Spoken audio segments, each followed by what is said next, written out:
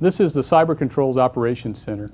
The Trusted Enterprise Cloud integrates state-of-the-art security controls based on the NIST 800-53 standard with our proprietary trust enablement technologies. The security architecture is integrated and automated using NIST Security Content Automation Protocol, or SCAP. The team here is a 24/7 by 365 team doing continuous monitoring of our security architecture.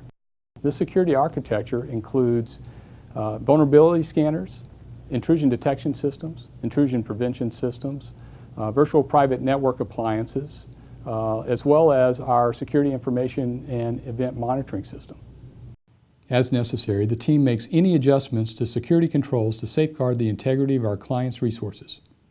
All IT component configurations are continuously correlated against known good reference images in our global and enterprise-level trust repositories.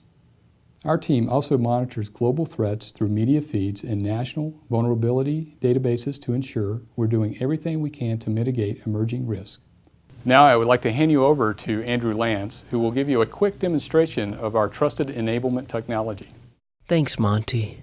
Within the Cyber Integration Center facility, we've constructed the IT infrastructure with continuous monitoring capabilities built into the fabric. Leveraging the Harris Trust Enablement technology, we continuously monitor the integrity of each IT component and application, including switches, routers, servers, and storage.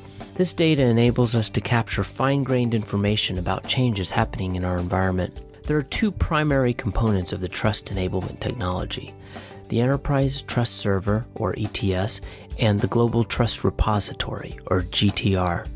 The Global Trust Repository builds on the trust capabilities inherent in the Cyber Integration Center. This GTR contains more than 3 billion software signatures from both commercial and open source providers. These high-fidelity signatures are derived directly from vendor partners and are growing at a rate of 5 million signatures per day. The Enterprise Trust Server runs within the data center and works with this GTR to monitor the Cyber Integration Center and provide trust in the entire infrastructure. Let's take a look at the Management Console, accessible from within the ETS. This demonstration will show you a glimpse of the reporting capabilities provided by our Trust Enablement technology. After logging into the Management Console, let's drill into the Reports area. From here, we will look at a CRM dashboard report. A dashboard report is a high-level report you can create from the Management Console, which shows you thumbnails of more detailed reports. You can see that we are monitoring both database servers and web servers. Let's first drill into the web server deviations. You can see at the bottom of the report the one device that has deviations, and it has 470 individual deviations. If we click on that number of deviations, now we see each element that is deviated within this device and information about what exactly has changed. If we were to inspect a specific file, such as in this case catalina.sh, we can even view a diff report showing the expected contents and the actual contents. For instance, here we see a new environment variable that was added to the file.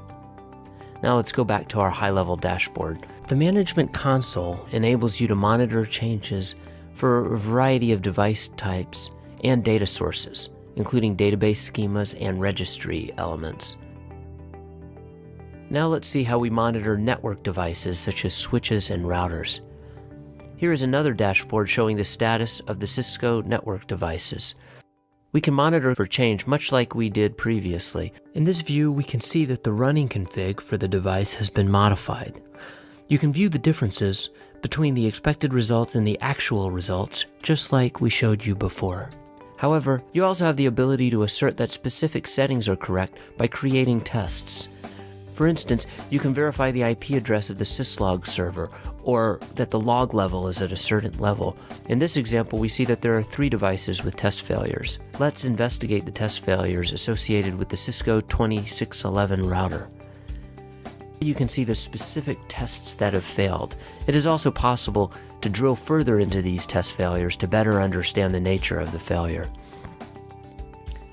Now let's see some of the historical reports available with the Management Console. Deviation results, change history results, test results are all stored historically. These are just a few of the ways you can monitor data with the Management Console using reports.